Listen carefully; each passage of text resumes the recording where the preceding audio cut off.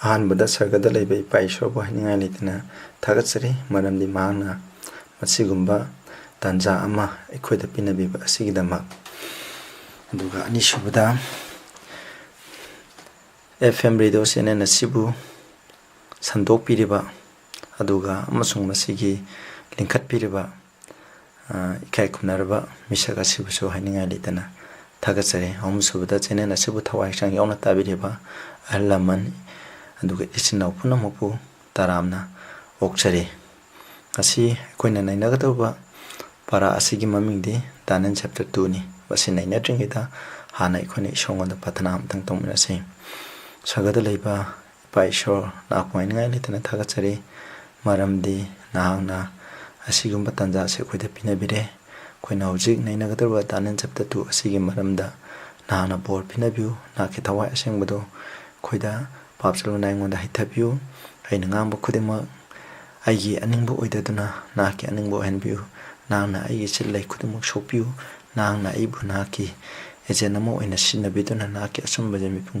mipung khudingboda share toba ngamanbiu aduga tagadru mipung khudingdasu sapmanaba bor to pinabiu naki thawaina makhoigi pungning hakchang hangtoktuna makhoigi pungning da ngangbiu amusung makhoinasu masigi para ase loksanba ngamba ohenbiu hobuding loi phauna loinabiu Prabhu Jesu Christ gi mingda khuramjari koina ahanbada khoinainase kana khaktana tungda thokadaba punama haiba ngambage masi khoina Bible dagi Isaiah 46:19 da pamnasi mamangaida oikiba hiram singdo ningsingo maramdi ai ishoni aigumna tawba ngamba ishor amata leite ahoba matamdagi aroiba matam phawba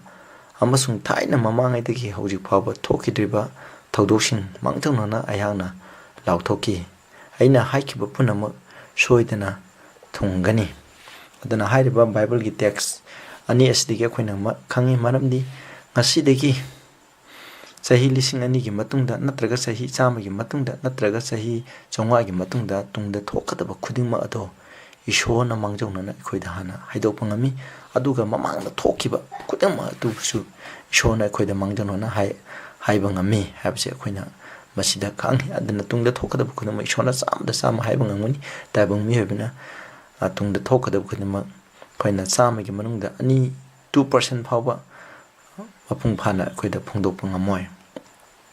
karamna tungda thokadaba punama ishona taibung mihoiba khoida phongdokpibage Amos 3:7 da asumna ire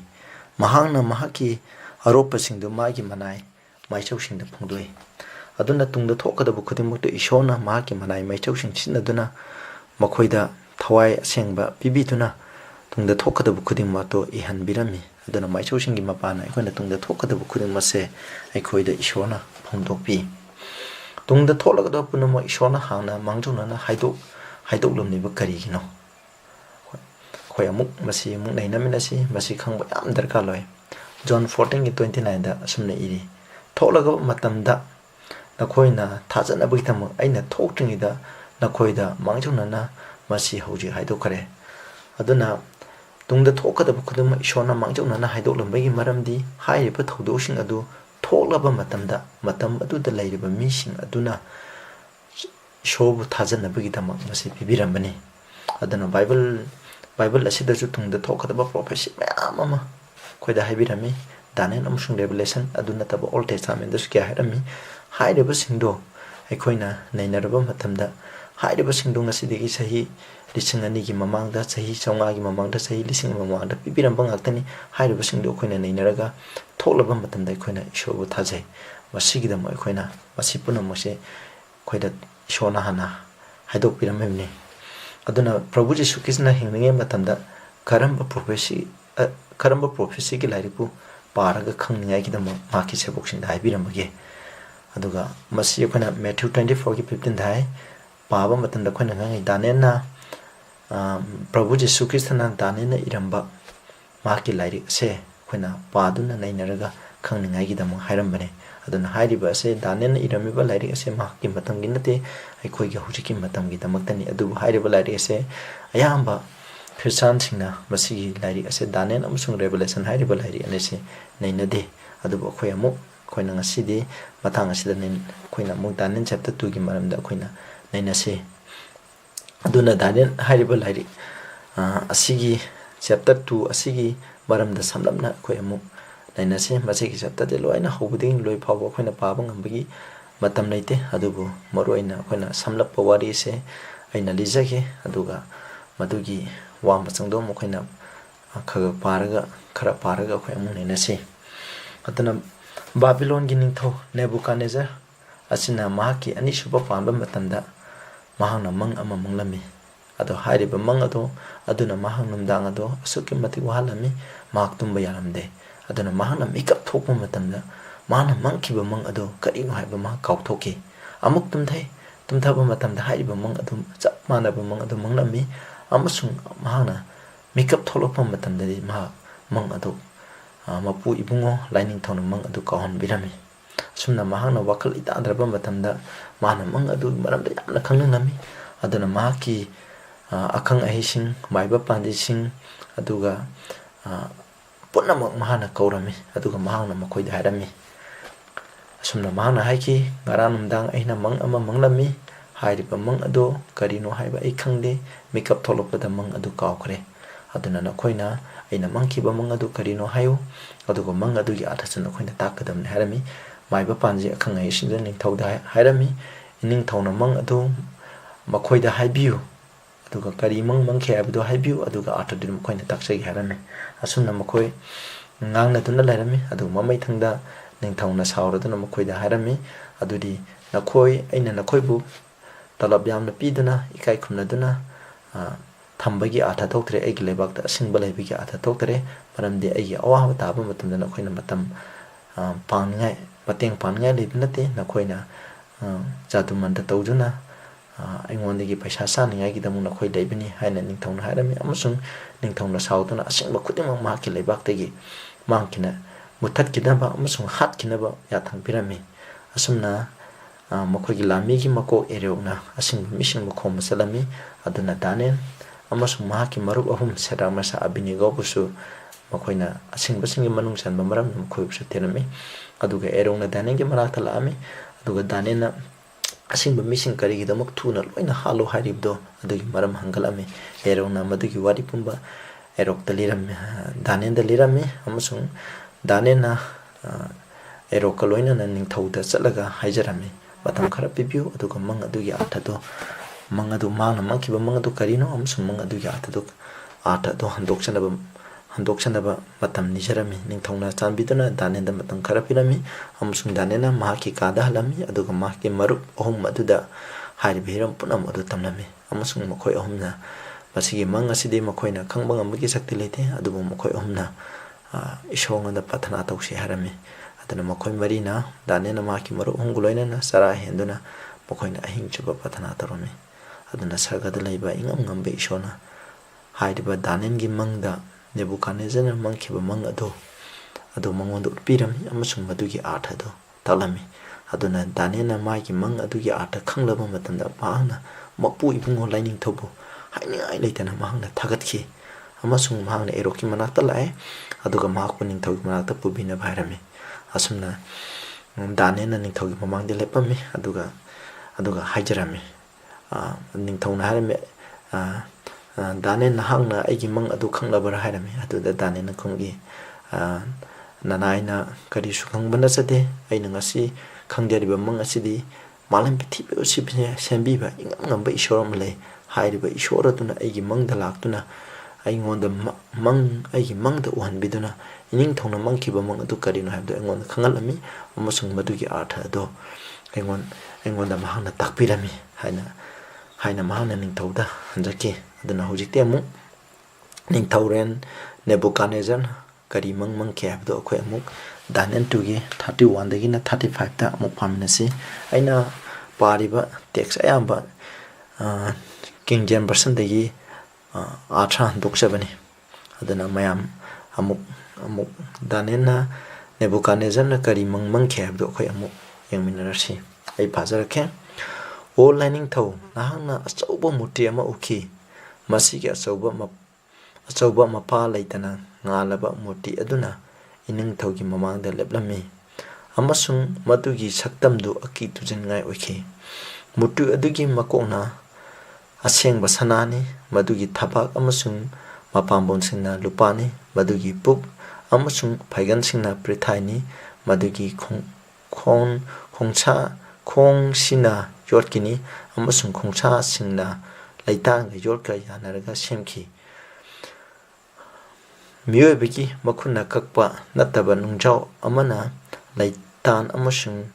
ꯌꯣꯠꯅ ꯌꯥꯅꯔꯒ ꯁꯦꯝꯕ ꯈꯣꯡꯁꯥꯁꯤꯡ ꯑꯗꯨꯗ ꯌꯩꯈꯤ ꯑꯃꯁꯨꯡ ꯃꯨꯔꯇꯤ ꯑꯗꯨ ꯃꯆꯦꯠ ꯃꯆꯦꯠ ꯇꯥꯅ ꯀꯥꯏꯕ ꯏꯅꯤꯡꯊꯧꯅ ꯎꯔꯝꯃꯤ꯫ ꯃꯗꯨꯒꯤ ꯇꯨꯡꯗ ꯌꯣꯠ, ꯂꯩꯇꯥꯟ, ꯄ꯭ꯔꯤꯊꯥꯏ, ꯂꯨꯄꯥ ꯑꯃꯁꯨꯡ ꯁꯅꯥ ꯄꯨꯝꯅꯃꯛ ꯃꯆꯦꯠ ꯃꯆꯦꯠ ꯇꯥꯅ ꯀꯥꯏꯈꯤ ꯑꯃꯁꯨꯡ ꯀꯥꯂꯦꯟ ꯊꯥꯒꯤ ꯂꯧ ꯌꯩꯕꯒꯤ ꯐꯋꯥꯔꯒꯨꯝꯅ ꯑꯣꯏꯈꯤ ꯑꯃꯗꯤ ꯃꯈꯣꯏꯒꯤ ꯂꯩꯐꯝ ꯖꯒꯥ ꯐꯪꯗꯕꯗꯒꯤ ꯅꯨꯡꯁꯤꯠꯅ ꯍꯨꯝꯗꯨꯅ ꯄꯨꯈꯤ꯫ ꯑꯗꯨꯒ ꯃꯨꯔꯇꯤ ꯑꯗꯨꯕꯨ ꯊꯨꯒꯥꯏꯈꯤꯕ ꯅꯨꯡꯖꯥꯎ ꯑꯗꯨꯅ ꯑꯆꯧꯕ ꯆꯤꯡꯖꯥꯎ ꯑꯃ ꯑꯣꯏꯈꯤ ꯑꯃꯁꯨꯡ ꯃꯗꯨꯅ ꯃꯥꯂꯦꯝ ꯄ꯭ꯔꯤꯊꯤꯕꯤ ꯄꯨꯝꯕ ꯊꯟꯈꯤ꯫ ꯃꯁꯤꯅ ꯍꯥꯏꯔꯤꯕ ꯅꯦꯕꯨꯀꯥꯗꯅꯦꯖꯔꯅ ꯃꯪꯈꯤꯕ ꯃꯪ ꯑꯗꯨꯅꯤ꯫ ꯃꯁꯤꯒꯤ ꯁꯝꯂꯞꯄ ꯃꯪ ꯑꯗꯨ ꯑꯩꯅ ꯑꯃꯨꯛ ꯍꯥꯏꯖꯔꯛꯀꯦ ꯚꯥꯞ ꯇꯥꯅꯤꯡꯉꯥꯏꯒꯤꯗꯃꯛ꯫ ꯅꯦꯕꯨꯀꯥꯗꯅꯦꯖꯔꯅ ꯃꯍꯥꯛꯀꯤ ꯃꯪꯗ ꯑꯆꯧꯕ ꯃꯨꯔꯇꯤ ꯑꯃ ꯎꯔꯝꯃꯤ꯫ ꯍꯥꯏꯔꯤꯕ ꯃꯨꯔꯇꯤ ꯑꯗꯨꯒꯤ ꯃꯀꯣꯛꯅ ꯁꯅꯥꯅ ꯁꯦꯝꯕꯅꯤ ꯑꯗꯨꯒ ꯃꯄꯥꯝꯕꯣꯝ ꯑꯃꯁꯨꯡ ꯃꯥꯒꯤ ꯊꯕꯥꯛꯅ ꯂꯨꯄꯥꯅ ꯁꯦꯝꯕꯅꯤ ꯑꯗꯨꯒ ꯃꯍꯥꯛꯀꯤ ꯄꯨꯛ ꯑꯃꯁꯨꯡ ꯐꯩꯒꯟꯅ ꯄ꯭ꯔꯤꯊꯥꯏꯅ ꯁꯦꯝꯕꯅꯤ ꯑꯗꯨꯒ ꯃꯍꯥꯛꯀꯤ ꯈꯣꯡ ꯑꯅꯤ ꯑꯗꯨꯅ ꯂꯨꯄꯥꯅ ꯁꯦꯝꯕꯅꯤ꯫ ꯃꯍꯥꯛꯀꯤ ꯈꯣꯡꯁꯥꯁꯤꯡ ꯑꯗꯨꯅ ꯌꯣꯠꯀ ꯂꯩꯇꯥꯡꯒ ꯌꯥꯅꯔꯒ ꯁꯦꯝꯕꯅꯤ꯫ ꯑꯁꯨꯝꯅ ꯍꯥꯏꯔꯤꯕ ꯃꯨꯔꯇꯤ ꯑꯗꯨ ꯅꯤꯡꯊꯧꯒꯤ ꯃꯃꯥꯡꯗ ꯂꯩꯔꯝꯃꯤ ꯑꯗꯨꯒ ꯃꯤꯑꯣꯏꯕꯒꯤ ꯈꯨꯠꯅ ꯀꯛꯄ ꯅꯠꯇꯕ ꯅꯨꯡꯖꯥꯎ ꯑꯃ ꯑꯇꯤꯌꯥꯗꯒꯤ ꯄꯥꯏꯊꯔꯛꯄ ꯎꯈꯤ꯫ ꯍꯥꯏꯔꯤꯕ ꯅꯨꯡꯖꯥꯎ ꯑꯁꯤꯅ ꯃꯨꯔꯇꯤ ꯑꯗꯨꯒꯤ ꯈꯣꯡꯁꯥꯁꯤꯡ ꯑꯗꯨꯗ ꯌꯩꯈꯤ꯫ ꯌꯩꯕ ꯃꯇꯝꯗ ꯍꯥꯏꯔꯤꯕ ꯃꯨꯔꯇꯤ ꯑꯗꯨ ꯃꯆꯦꯠ ꯃꯆꯦꯠ ꯇꯥꯅ ꯈꯥꯏꯗꯣꯛꯈꯤ꯫ ꯑꯁꯨꯝꯅ ꯀꯥꯏꯗꯨꯅ ꯀꯥꯂꯦꯟ ꯊꯥꯒꯤ ꯐꯋꯥꯔꯒꯨꯝꯅ ꯃꯁꯤ ꯎꯐꯨꯟ ꯇꯥꯅ ꯀꯥꯏꯈꯤ ꯑꯃꯁꯨꯡ ꯑꯀꯟꯕ ꯅꯣꯡꯂꯩ ꯅꯨꯡꯁꯤꯠ ꯑꯃ ꯁꯦꯠꯇꯨꯅ ꯃꯗꯨ ꯃꯍꯥꯛꯅ ꯄ꯭ꯔꯤꯊꯤꯕꯤꯒꯤ ꯂꯩꯃꯥꯏꯗꯒꯤ ꯍꯨꯟꯈꯤ꯫ ꯑꯁꯨꯃꯥꯏꯅ ꯇꯧꯗꯨꯅ ꯍꯥꯏꯔꯤꯕ ꯃꯨꯔꯇꯤ ꯑꯗꯨꯕꯨ ꯌꯩꯈꯤꯕ ꯅꯨꯡꯖꯥꯎ ꯑꯗꯨꯅ ꯑꯆꯧꯕ ꯆꯤꯡꯖꯥꯎ ꯑꯃ ꯑꯣꯏꯈꯤ꯫ ꯃꯁꯤꯅ ꯄ꯭ꯔꯤꯊꯤꯕꯤ ꯄꯨꯝꯅꯃꯛ ꯊꯨꯡꯕ ꯄ꯭ꯔꯤꯊꯤꯕꯤ ꯄꯨꯝꯅꯃꯛ ꯊꯟꯕ ꯑꯗꯨꯒꯨꯝꯕ ꯑꯆꯧꯕ ꯅꯨꯡꯖꯥꯎ ꯑꯃ ꯑꯣꯏꯈꯤ꯫ ꯃꯁꯤꯅ ꯃꯍꯥꯛꯀꯤ ꯃꯪ ꯑꯗꯨꯅꯤ꯫ ꯑꯗꯨꯅ ꯑꯩꯈꯣꯏ ꯑꯃꯨꯛ ꯌꯦꯡꯁꯤ ꯍꯥꯏꯔꯤꯕ ꯃꯨꯔꯇꯤ ꯑꯁꯤꯒꯤ ꯀꯔꯤꯅꯣ ꯍꯥꯏꯔꯤꯕ ꯃꯨꯔꯇꯤꯁꯤꯡ ꯑꯁꯤꯒꯤ ꯁꯅꯥ ꯂꯨꯄꯥꯅ ꯁꯦꯝꯂꯤꯕ ꯃꯀꯣꯛꯁꯤꯡ ꯑꯗꯨꯅ ꯀꯔꯤꯕꯨ ꯈꯪꯅꯩ ꯍꯥꯏꯕꯁꯤ ꯑꯃꯨꯛ ꯑꯩꯈꯣꯏꯅ ꯕꯥꯏꯕꯜꯗꯒꯤ ꯌꯦꯡꯁꯤ꯫ ꯁꯅꯥꯒꯤ ꯃꯀꯣꯛ ꯑꯗꯨꯅ ꯀꯔꯤꯕꯨ ꯈꯪꯅꯕꯒꯦ? ꯃꯁꯤ ꯑꯩꯈꯣꯏꯅ ꯗꯥꯅꯤꯌꯦꯜ 2ꯒꯤ 36ꯇꯒꯤ 38 ꯄꯥꯕ ꯃꯇꯝꯗ ꯈꯪꯒꯅꯤ꯫ ꯑꯁꯨꯝꯅ ꯗꯥꯅꯤꯌꯦꯜꯅ ꯅꯤꯡꯊꯧꯗ ꯍꯥꯏ, ꯅꯤꯡꯊꯧ, ꯁꯅꯥꯒꯤ ꯃꯀꯣꯛ ꯑꯁꯤꯅ ꯏꯅꯤꯡꯊꯧ ꯅꯍꯥꯛꯅꯤ ꯍꯥꯏꯅ ꯃꯍꯥꯛꯅ ꯍꯥꯏꯈꯤ꯫ ꯑꯗꯨꯅ ꯃꯨꯔꯇꯤ ꯑꯗꯨꯒꯤ ꯁꯅꯥꯒꯤ ꯃꯀꯣꯛ ꯑꯗꯨꯅ ꯅꯦꯕꯨꯀꯥꯗꯅꯦꯖꯔꯅꯤ꯫ ꯑꯗꯨꯅ ꯅꯦꯕꯨꯀꯥꯗꯅꯦꯖꯔꯅ ꯄꯥꯜꯂꯤꯕ ꯑꯁꯤ ꯀꯔꯤ ꯂꯩꯕꯥꯛꯀꯤꯅꯣ? ꯑꯗꯨꯅ ꯅꯦꯕꯨꯀꯥꯗꯅꯦꯖꯔ ꯑꯁꯤ ꯕꯥꯕꯤꯂꯣꯟ ꯂꯩꯕꯥꯛꯀꯤ ꯅꯤꯡꯊꯧꯅꯤ꯫ ꯑꯗꯨꯅ ꯁꯅꯥꯒꯤ ꯃꯀꯣꯛ ꯑꯗꯨꯅ ꯕꯥꯕꯤꯂꯣꯟ ꯂꯩꯕꯥꯛꯄꯨ ꯈꯪꯅꯩ꯫ ꯑꯩꯈꯣꯏꯅ ꯈꯪꯉꯤ ꯅꯤꯡꯊꯧ ꯑꯃ ꯂꯩꯔꯒꯗꯤ ꯃꯍꯥꯛꯀꯤ ꯅꯤꯡꯊꯧ ꯂꯩꯕꯥꯛ ꯑꯃ ꯂꯩꯒꯅꯤ꯫ ꯑꯗꯨꯅ ꯅꯦꯕꯨꯀꯥꯗꯅꯦꯖꯔ ꯍꯥꯏꯕꯁꯤ ꯅꯤꯡꯊꯧꯅꯤ꯫ ꯀꯔꯝꯕ ꯂꯩꯕꯥꯛꯀꯤ? ꯕꯥꯕꯤꯂꯣꯟꯒꯤ ꯅꯤꯡꯊꯧꯅꯤ꯫ ꯑꯗꯨꯅ ꯃꯁꯤ ꯑꯣꯏꯔꯝꯃꯤ꯫ ꯑꯗꯨꯅ ꯊꯥꯏꯅ ꯃꯃꯥꯡꯉꯩꯒꯤ ꯄ꯭ꯔꯤꯊꯤꯕꯤ ꯍꯥꯏꯔꯒ ꯑꯩꯈꯣꯏꯅ ꯌꯨꯔꯣꯞ, ꯑꯦꯁꯤꯌꯥ, ꯑꯐ꯭ꯔꯤꯀꯥ ꯀꯟꯇꯤꯅꯦꯟ ꯑꯍꯨꯝ ꯑꯁꯤꯕꯨ ꯄꯨꯜꯂꯒ ꯈꯪꯅꯩ꯫ ꯑꯗꯨꯅ ꯕꯥꯕꯤꯂꯣꯟꯅ 605 BC ꯗꯒꯤꯅ 539 BC ꯐꯥꯎꯕ ꯄ꯭ꯔꯤꯊꯤꯕꯤꯗ ꯁꯥꯁꯟ ꯇꯧꯈꯤ꯫ ꯃꯁꯤ ꯃꯇꯝ ꯑꯗꯨꯒꯤ ꯊꯥꯏꯅꯒꯤ ꯑꯔꯤꯕ ꯃꯇꯝꯒꯤ ꯃꯍꯥꯛꯁꯦ ꯁꯨꯄꯔ ꯄꯋꯥꯔꯅꯤ꯫ ꯑꯁꯤꯅ ꯑꯁꯨꯝꯅ ꯃꯍꯥꯛꯀꯤ ꯃꯀꯣꯛ ꯑꯗꯨ ꯁꯅꯥꯅ ꯑꯣꯏꯈꯤ꯫ ꯑꯗꯨ ꯑꯣꯏꯕ ꯇꯥꯔꯗꯤ ꯁꯅꯥꯒꯤ ꯃꯀꯣꯛ ꯑꯗꯨꯅ ꯑꯩꯈꯣꯏꯅ ꯅꯤꯡꯊꯧ ꯂꯩꯕꯥꯛ ꯑꯃꯕꯨ ꯈꯪꯅꯔꯒꯗꯤ ꯂꯨꯄꯥ, ꯄ꯭ꯔꯤꯊꯥꯏ ꯑꯃꯁꯨꯡ ꯌꯣꯠꯅꯁꯨ ꯑꯩꯈꯣꯏꯅ ꯄ꯭ꯔꯤꯊꯤꯕꯤꯗ ꯄꯥꯜꯂꯕꯗ ꯅꯤꯡꯊꯧ ꯂꯩꯕꯥꯛꯁꯤꯡꯕꯨ ꯁꯣꯏꯗꯅ ꯈꯪꯅꯒꯅꯤ꯫ ꯑꯃꯨꯛ ꯑꯩꯈꯣꯏꯅ ꯌꯦꯡꯁꯤ ꯂꯨꯄꯥꯒꯤ ꯂꯩꯕꯥꯛꯅ ꯀꯔꯤ ꯂꯩꯕꯥꯛꯄꯨ ꯈꯪꯅꯩ? ꯑꯩꯈꯣꯏꯅ ꯑꯃꯨꯛ ꯌꯦꯡꯕ ꯌꯥꯏ꯫ ꯑꯗꯨꯅ ꯑꯩꯈꯣꯏꯅ ꯑꯃꯨꯛ ꯗꯥꯅꯤꯌꯦꯜ 2ꯒꯤ 39ꯗ ꯄꯥꯃꯤꯟꯅꯁꯤ꯫ ꯅꯍꯥꯛꯀꯤ ꯃꯇꯨꯡꯗ ꯅꯉꯣꯟꯗꯒꯤ ꯈꯔ ꯍꯟꯊꯕ ꯅꯤꯡꯊꯧ ꯂꯩꯕꯥꯛ ꯑꯃ ꯂꯥꯛꯀꯅꯤ ꯑꯗꯨꯒ ꯄ꯭ꯔꯤꯊꯤꯕꯤ ꯄꯨꯝꯅꯃꯛꯄꯨ ꯁꯥꯁꯟ ꯇꯧꯒꯗꯕ ꯑꯍꯨꯝꯁꯨꯕ ꯄ꯭ꯔꯤꯊꯥꯏꯒꯤ ꯅꯤꯡꯊꯧ ꯂꯩꯕꯥꯛ ꯑꯇꯣꯞꯄ ꯑꯃ ꯂꯥꯛꯀꯅꯤ꯫ ꯑꯗꯨꯅ ꯃꯁꯤꯗꯒꯤ ꯑꯁꯨꯝꯅ ꯍꯥꯏ ꯑꯗꯨꯅ ꯕꯥꯕꯤꯂꯣꯟꯒꯤ ꯃꯊꯪꯗ ꯑꯩꯈꯣꯏꯅ ꯂꯨꯄꯥꯒꯤ ꯅꯤꯡꯊꯧ ꯂꯩꯕꯥꯛ ꯑꯃ ꯂꯥꯛꯀꯅꯤ꯫ ꯍꯥꯏꯔꯤꯕ ꯂꯨꯄꯥꯒꯤ ꯅꯤꯡꯊꯧ ꯂꯩꯕꯥꯛ ꯑꯁꯤꯒꯤ ꯃꯇꯨꯡꯗ ꯄ꯭ꯔꯤꯊꯥꯏꯒꯤ ꯅꯤꯡꯊꯧ ꯂꯩꯕꯥꯛ ꯑꯃꯁꯨ ꯂꯥꯛꯀꯅꯤ꯫ ꯄ꯭ꯔꯤꯊꯥꯏꯒꯤ ꯃꯇꯨꯡꯗ ꯌꯣꯠꯀꯤ ꯅꯤꯡꯊꯧ ꯂꯩꯕꯥꯛ ꯑꯃꯁꯨ ꯂꯥꯛꯀꯅꯤ ꯍꯥꯏꯕꯁꯦ ꯍꯥꯏ꯫ ꯑꯗꯨꯗꯤ ꯑꯩꯈꯣꯏꯅ ꯑꯃꯨꯛ ꯏꯇꯤꯍꯥꯁꯇꯒꯤ ꯑꯩꯈꯣꯏꯅ ꯌꯦꯡꯕ ꯌꯥꯏ ꯕꯥꯕꯤꯂꯣꯟꯕꯨ ꯃꯥꯏꯊꯤꯕ ꯄꯤꯈꯤꯕ ꯅꯤꯡꯊꯧ ꯂꯩꯕꯥꯛ ꯑꯗꯨ ꯀꯔꯤꯅꯣ? ꯑꯩꯈꯣꯏꯅ ꯑꯃꯨꯛ ꯌꯦꯡꯁꯤ ꯃꯁꯤ ꯑꯩꯈꯣꯏꯅ ꯗꯥꯅꯤꯌꯦꯜ ꯆꯦꯞꯇꯔ 5ꯗ ꯑꯩꯈꯣꯏꯅ ꯃꯁꯤ ꯋꯥꯔꯤ ꯐꯖꯅ ꯐꯪꯉꯤ꯫ ꯑꯗꯨꯕꯨ Daniel chapter 5ꯗ ki wari ase akhona masidi liba matam leitare adubu samlamna haike masidiki 5 ki verse 30 31 da khoi paminasi madugi ahingda Kaldian singi ningthau Belshazzar bu hatki amasung sahi humphuni thoi shuraba Median gi ningthau Darius na ningthau leba adu lausan ki aduna Babylon bu maithi ba pi kheba ningthau leba adudi kanano hai kanda Medo Persia ni aduna Medo Persia se koina leba ni na pulga sembani aduna haiba Medo Persia asina koina Babylon bu maithi ba pi ke aduna mukhoyi Bels koina achana Babylon bu maithi ba pi kiba aduna masi koina Belshazzar adi Nebuchadnezzar gi masunu pa ton thomba aduni mukhoina hatkibise mana chapter 5 tadi mana soba soba langdun lairame adara ba ki bana isna pija pita kunna torobani haiba duda khawdra yot ki khawdra khudabana yawdra khudabana magi lemadi rakhibani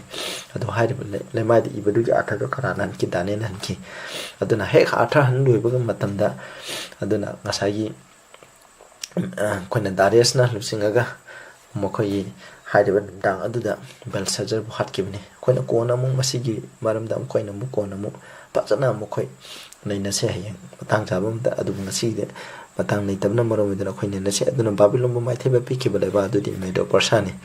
aduna Medo Persia na 539 de in 331 BC bawa pithibhi puna muk joy tawdana panki koina khangi koina sana de gi koina lupa na hena kale aduna adubu magun leibadi mamanja madi lupa na hele aduna sana gi leba Babylon bu aduna lupa gi leba Medo Persia na mai theba piki amo koina mu yengchi ahum suba prithai gi leba aduna kari leba pu khna bage amu changchi koina danen ai ki 20 amusung 21 koina huji koina piriba arthur sing ase aina haiba nate masi Bible masana dum Bible asidi Bible masana dum arthur hanjabani koi mu yenchi danen ai ki 20 amusung 21 da koina pase nahan okuba masi ani pamba hameng laba aduna Media amusung Persia gi ningthau singni aduga tamthiba yaw laba aduna Gracia gi ningthoni amasung mahaki mamit ani gi marakta panba achauba masi aduna ahamba ningthoni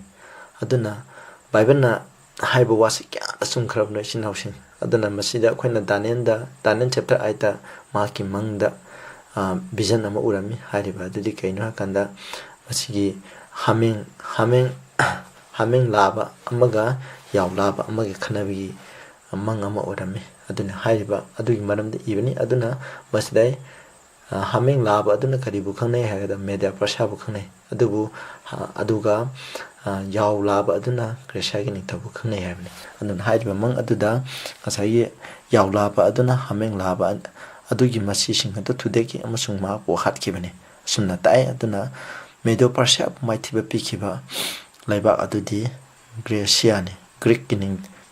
Gracia Greece haiba laiba aduni aduna khoina khange Greece haiba laiba asigi maki masi ani adugi marakta panba masi aduna kanabu khane ahamba ningthawni aduna Greece ki ahamba ningthawdi Alexander ni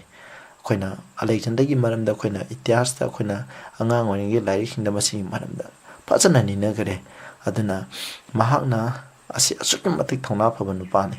aduna supla tangi mahana masa sahi train thoida pitibi punamak joy tawke aduna mahaki masin yam jadraba lamisina asukki matik yam khraba Medo Persia gi lamisingbu iraina battle of Arbela mahku maithibe pidna haiba Medo Persia ase Greece na joy okay aduna Greece na BC 331 dekina 160 BC phawba prithibi pumba joy tawduna panke snausing khoina hayang matang sapa matamda amu danen chapter 2 ase khoina pajana masa thaina nina si adubunga sigili samlap samlona khoina salasi aduna home super pithai laiba aduna khoina Greece laiba pukhanai aduna khoina Alexander gi maramda khoina phajana khangkhre aduna masigi maramda ina khata na mu hairoi amuk mathangda mu yengse adubu Greece laibak pu haidi pitrai ki laibak pu maithiba pikiba yot ki laibak adu karino haibchi amu khoina yengsi khoina khangne khoina itihas ta yemu khoina itihas ta yengba matamda amusung luktu gi wani matamda yengba matamda khoina khange ꯒ꯭ꯔꯤꯁꯄꯨ ꯃꯥꯏꯊꯤꯕ ꯄꯤꯈꯤꯕ ꯅꯤꯡꯊꯧ ꯂꯩꯕꯥꯛ ꯑꯗꯨꯗꯤ ꯔꯣꯝꯅꯤ ꯑꯗꯨꯅ ꯙꯥꯇꯨꯁꯤꯡꯒꯤ ꯃꯔꯛꯇ ꯌꯣꯠꯅ ꯈ꯭ꯋꯥꯏꯗꯒꯤ ꯀꯟꯕ ꯃꯔꯝꯅ ꯅꯤꯡꯊꯧ ꯂꯩꯕꯥꯛ ꯑꯁꯤꯅ ꯑꯇꯣꯞꯄ ꯃꯃꯥꯡꯗ ꯄꯥꯟꯈꯤꯕ ꯂꯩꯕꯥꯛꯁꯤꯡꯗꯒꯤ ꯍꯦꯟꯅ ꯀꯜꯂꯤ ꯑꯐꯥꯎꯕ ꯏꯇꯤꯍꯥꯁ ꯏꯕꯁꯤꯡꯅ ꯃꯁꯤꯕꯨ ꯑꯥꯏꯔꯟ ꯃꯣꯅꯥꯔꯀꯤ ꯍꯥꯏꯅ ꯈꯪꯅꯩ ꯔꯣꯝꯒꯤ ꯏꯝꯄꯤꯌꯔꯗꯤ ꯅꯨꯃꯤꯠ ꯈꯛ ꯇꯥꯗꯦ ꯍꯥꯏꯅꯩ ꯑꯗꯨꯅ ꯔꯣꯝꯅ ꯄ꯭ꯔꯤꯊꯤꯕꯤ ꯄꯨꯝꯕ 168 BCꯗꯒꯤꯅ 476 AD ꯐꯥꯎꯕ ꯄ꯭ꯔꯤꯊꯤꯕꯤ ꯄꯨꯝꯕ ꯖꯣꯏ ꯇꯧꯗꯨꯅ ꯄꯥꯟꯈꯤ ꯑꯗꯨꯅ ꯍꯥꯏꯔꯤꯕꯁꯦ ꯑꯩꯈꯣꯏꯅ ꯗꯥꯅꯤꯌꯦꯜ 2ꯒꯤ 40-43ꯗ ꯑꯃꯨꯛ ꯍꯪꯉꯦ ꯑꯗꯨꯒ ꯂꯨꯛ 2ꯒꯤ 1ꯗ ꯑꯃꯨꯛ ꯍꯥꯏꯌꯣ ꯑꯗꯨꯅ ꯖꯤꯁꯨ ꯈ꯭ꯔꯤꯁꯇꯅ ꯄꯥꯟꯕ ꯃꯇꯝꯗ ꯁꯥꯁꯟ ꯇꯧꯈꯤꯕ ꯂꯩꯕꯥꯛ ꯑꯗꯨꯗꯤ ꯔꯣꯝꯅꯤ ꯑꯗꯨꯅ ꯔꯣꯝ ꯍꯥꯏꯕ ꯂꯩꯕꯥꯛ ꯑꯁꯤ ꯑꯁꯨꯛꯀꯤ ꯃꯇꯤꯛ ꯆꯥꯎꯏ ꯑꯗꯨꯅ ꯑꯁꯨꯛꯀꯤ ꯃꯇꯤꯛ ꯃꯄꯥꯡꯒꯜ ꯀꯜꯂꯤ ꯍꯥꯏꯕꯁꯤꯅꯤ ꯑꯗꯨꯒ ꯃꯁꯤꯒꯤ ꯃꯇꯨꯡꯗ ꯔꯣꯝꯒꯤ ꯃꯇꯨꯡꯗ ꯀꯔꯤ ꯂꯩꯕꯥꯛꯅ ꯄ꯭ꯔꯤꯊꯤꯕꯤꯗ ꯖꯣꯏ ꯇꯧꯒꯅꯤ ꯍꯥꯏꯕ꯭ꯔꯥ ꯍꯥꯏꯕꯗꯨ ꯑꯃꯨꯛ ꯑꯩꯈꯣꯏꯅ ꯑꯃꯨꯛ ꯌꯦꯡꯃꯤꯟꯅꯕ ꯌꯥꯔꯦ ꯑꯗꯨ ꯕꯥꯏꯕꯜꯅ ꯍꯥꯏꯔꯝꯃꯤ ꯑꯗꯨꯕꯨ ꯔꯣꯝꯒꯤ ꯃꯇꯨꯡꯗꯗꯤ ꯄ꯭ꯔꯤꯊꯤꯕꯤ ꯄꯨꯝꯅꯃꯛꯄꯨ ꯖꯣꯏ ꯇꯧꯕ ꯉꯝꯕ ꯂꯩꯕꯥꯛ ꯑꯃꯠꯇ ꯂꯥꯛꯂꯔꯣꯏꯅ ꯍꯥꯏꯔꯝꯃꯤ ꯑꯗꯨꯒꯤ ꯃꯍꯨꯠꯇ ꯃꯥꯒꯤ ꯌꯣꯠ ꯔꯣꯝ ꯍꯥꯏꯕꯁꯦ ꯃꯥꯒꯤ ꯈꯣꯡ ꯌꯣꯠꯀꯤ ꯈꯣꯡ ꯑꯗꯨꯅ ꯈꯪꯅꯩ ꯑꯗꯨꯕꯨ ꯔꯣꯝꯒꯤ ꯃꯇꯨꯡꯗꯗꯤ ꯃꯍꯥꯛꯀꯤ ꯂꯩꯕꯥꯛ ꯑꯁꯦ ꯑꯩꯈꯣꯏꯅ ꯈꯣꯡꯁꯥ 10 ꯑꯗꯨꯕꯨ ꯈꯣꯡꯁꯥ 10 ꯊꯣꯛꯅ ꯈꯥꯏꯗꯣꯛꯏ ꯌꯣꯠꯀ ꯂꯩꯕꯥꯛꯀ ꯌꯥꯅꯔꯒ ꯁꯦꯝꯈꯤ ꯑꯗꯨꯅ ꯈꯣꯡꯁꯥ 10 ꯑꯗꯨꯅ ꯀꯔꯤꯕꯨ ꯈꯪꯅꯕꯒꯦ ꯑꯩꯈꯣꯏ ꯑꯃꯨꯛ ꯌꯦꯡꯁꯤ ꯑꯗꯨꯅ ꯕꯥꯏꯕꯜꯅ ꯍꯥꯏ ꯔꯣꯝꯒꯤ ꯃꯇꯨꯡꯗ ꯄ꯭ꯔꯤꯊꯤꯕꯤ ꯄꯨꯝꯅꯃꯛꯄꯨ ꯖꯣꯏ ꯇꯧꯕ ꯉꯝꯕ ꯂꯩꯕꯥꯛ ꯑꯃꯠꯇ ꯂꯥꯛꯑꯔꯣꯏ ꯍꯥꯏ ꯑꯗꯨꯒꯤ ꯃꯇꯨꯡꯗ ꯔꯣꯝ ꯂꯩꯕꯥꯛ ꯑꯁꯦ ꯑꯩꯈꯣꯏꯅ ꯈꯣꯡꯁꯥ 10 ꯊꯣꯛꯅ ꯈꯥꯏꯗꯣꯛꯄꯒꯨꯝꯅ ꯈꯥꯏꯗꯣꯛꯀꯅꯤ ꯍꯥꯏꯔꯦ ꯑꯃꯨꯛ ꯌꯦꯡꯁꯤ ꯗꯥꯅꯤꯌꯦꯜ 2ꯒꯤ 41ꯗ ꯑꯗꯨꯝ ꯑꯣꯏꯅꯃꯛ ꯈꯣꯡꯁꯥ 2 ꯑꯃꯁꯨꯡ ꯌꯣꯠꯀ ꯑꯃꯗꯤ ꯆꯐꯨ ꯁꯥꯕꯒꯤ ꯂꯩꯇꯥꯡꯒ ꯌꯥꯅꯔꯒ ꯁꯦꯝꯕ ꯈꯣꯡꯁꯥꯁꯤꯡꯗꯨ ꯅꯍꯥꯛꯅ ꯎꯈꯤ ꯅꯤꯡꯊꯧ ꯂꯩꯕꯥꯛ ꯑꯗꯨ ꯃꯆꯦꯠ ꯃꯆꯦꯠ ꯀꯥꯏꯊꯣꯛꯀꯅꯤ ꯑꯗꯨꯕꯨ ꯃꯗꯨꯗ ꯌꯣꯠꯀꯤ ꯄꯥꯡꯒꯜ ꯂꯩꯒꯅꯤ ꯑꯗꯨꯅ ꯈꯣꯡꯁꯥ 10 ꯄꯥꯟꯕ ꯃꯔꯝꯅ ꯔꯣꯝ ꯂꯩꯕꯥꯛ ꯑꯁꯤ 10 ꯊꯣꯛꯅ ꯈꯥꯏꯗꯣꯛꯈꯤ ꯕꯥꯏꯕꯜꯅ ꯍꯥꯏꯕ ꯑꯗꯨꯃꯛ 100% ꯊꯨꯡꯈꯤ ꯍꯧꯖꯤꯛ ꯌꯨꯔꯣꯞꯀꯤ ꯂꯩꯕꯥꯛ 10 ꯑꯗꯨꯗꯤ ꯂꯩꯔꯤ ꯑꯩꯈꯣꯏꯅ ꯃꯈꯣꯏꯁꯤꯡ ꯑꯗꯨꯗꯤ ꯑꯅꯧꯕ ꯃꯤꯡꯗ Spain France Britain Switzerland Portugal Germany Italy ꯍꯦꯔꯥꯂꯥꯏ ꯕꯥꯟꯗꯜ ꯑꯃꯁꯨꯡ ꯑꯦꯁꯇ꯭ꯔꯣꯒꯣꯟꯅꯤ ꯍꯥꯏꯔꯤꯕ ꯑꯀꯣꯟꯕꯒꯤ ꯍꯦꯔꯥꯂꯥꯏ ꯕꯥꯟꯗꯜ ꯑꯃꯁꯨꯡ ꯑꯦꯇ꯭ꯔꯣꯀꯣꯁ ꯑꯁꯤꯗꯤ ꯄꯥꯐꯦꯁꯤ ꯂꯤꯡꯈꯠꯄ ꯃꯇꯝꯗ ꯑꯗꯨꯅ ꯃꯉꯣꯟꯗ ꯈꯨꯔꯧ ꯊꯦꯡꯕꯅ ꯃꯔꯝ ꯑꯣꯏꯗꯨꯅ ꯃꯗꯨꯗꯤ ꯇꯨꯝꯅ ꯃꯥꯡꯍꯟꯈ꯭ꯔꯦ ꯑꯗꯨꯅ ꯍꯧꯖꯤꯛꯃꯛ ꯕꯥꯏꯕꯜꯅ ꯍꯥꯏꯕꯒꯤ ꯃꯇꯨꯡꯗ ꯊꯣꯛꯑꯦ ꯑꯗꯨꯅ ꯔꯣꯝ ꯂꯩꯕꯥꯛꯀꯤ ꯃꯇꯨꯡꯗ ꯄ꯭ꯔꯤꯊꯤꯕꯤ ꯄꯨꯝꯅꯃꯛ ꯖꯣꯏ ꯇꯧꯕ ꯂꯩꯕꯥꯛ ꯑꯝꯇ ꯂꯥꯛꯑꯔꯣꯏ ꯑꯗꯨꯒꯤ ꯃꯍꯨꯠꯇ ꯔꯣꯝ ꯂꯩꯕꯥꯛ ꯑꯁꯦ ꯃꯆꯦꯠ 10 ꯊꯣꯛꯅ ꯈꯥꯏꯗꯣꯛꯀꯅꯤ ꯑꯗꯣ ꯍꯥꯏꯔꯤꯕ ꯑꯗꯨꯃꯛ ꯕꯥꯏꯕꯜꯅ ꯍꯥꯏꯈꯤꯕ ꯑꯗꯨꯃꯛ ꯍꯧꯖꯤꯛ ꯊꯣꯛꯇꯨꯅ ꯂꯩ ꯑꯗꯨꯅ ꯈꯣꯡꯁꯥꯒꯤ ꯂꯩꯕꯥꯛꯁꯤꯡ ꯑꯁꯤ ꯑꯃꯒ ꯀꯔꯤ ꯃꯔꯤ ꯂꯩꯅꯕ꯭ꯔꯥ ꯑꯩꯈꯣꯏ ꯑꯃꯨꯛ ꯌꯦꯡꯁꯤ ꯑꯗꯨꯕꯨ ꯌꯣꯠꯀ ꯂꯩꯇꯥꯟꯒ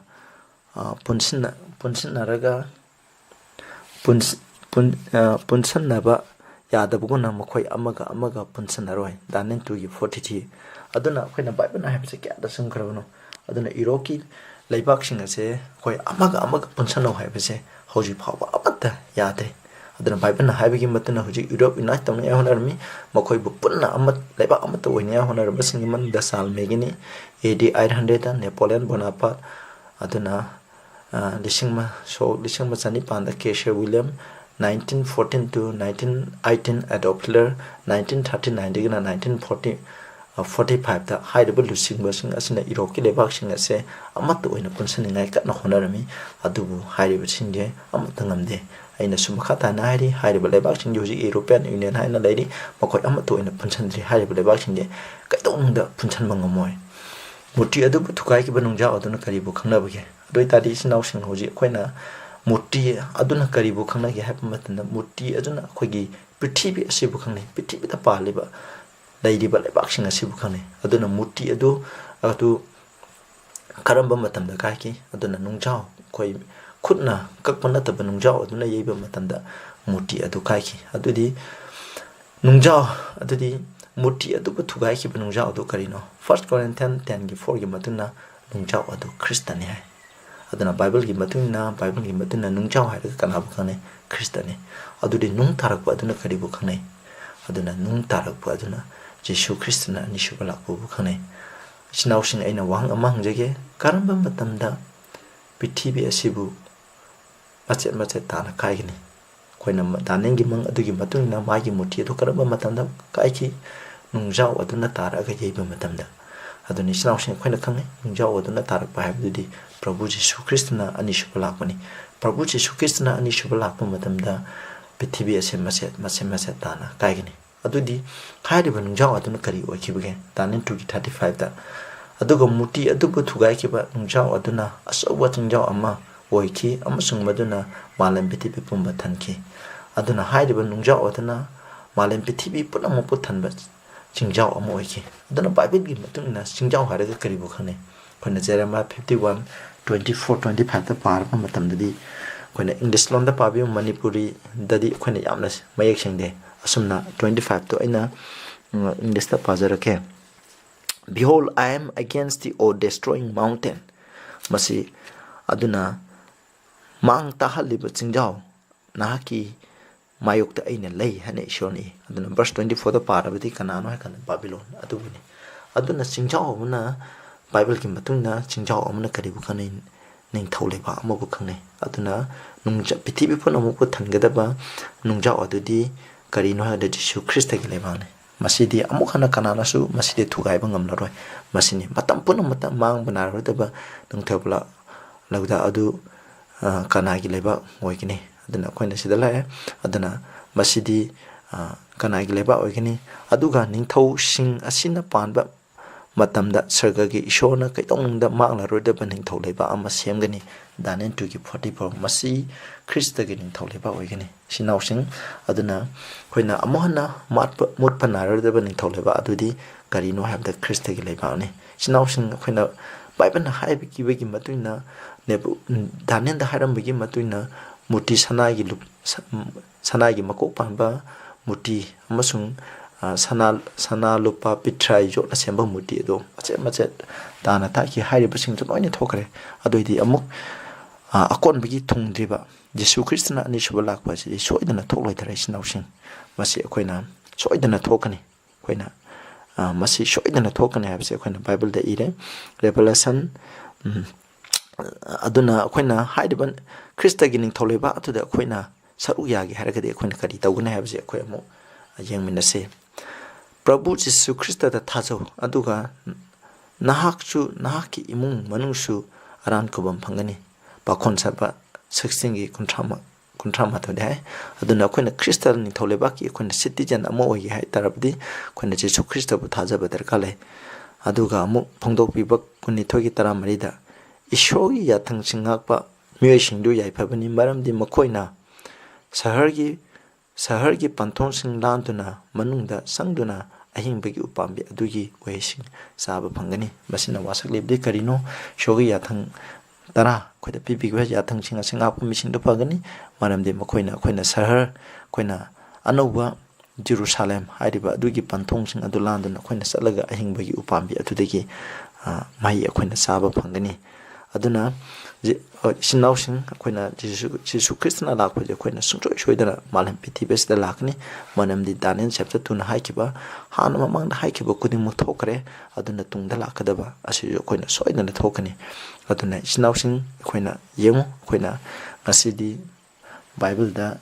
Daniel gi mapana khoina tungda mamang da thokibasing khoigi matam da tholibasing punama do khoida hana iduna takpina me sinausing aduna khoisu Bible na haibase khoina induna khoi thajaba misam oise khoina jo thaje masigi waram singa se tabdegi na khoi soidana khoina shobu thajaba misam oigini haibase aina khanje na khoi shona tasengna shogi ning tholeba tu da khoi citizen amam oining bara oining da gadi na khoi ni shona na khoi matak da bor bi boisno khoi hoji mu roibi gone shora patana tausi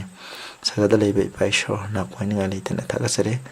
akoina ten khirba matam asida paisho pungaya magi manung asida koina tanen chapter 2 gi paramda sabana koina wari kharani na khare naina kharba kuding asida na bor pinabiu ta kharba kuding mata na ki tawai na ngam biduna punamo paisho khangbangam ba habdu ohenbiu tanena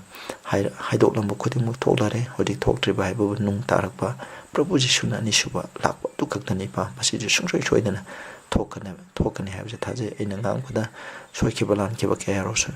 na ngakpiu Prabhu Jesu Krista ki minda khuramdari adune sinausing akoina masigi baramda akoina naina khare akoina mathangdi taibung pan asida phattaba hojik tholiba asiana phattaba khuding mase kadaidagi horki bage kanana masi punamak pithibasida pusilakphiba kanadagi masi kudimakse hokibano haiba adugi maramda akoina amung nainakhani matam adi yauti phawde akoi kainarasi ishona nakoi kudimakki matakta bo pi boishno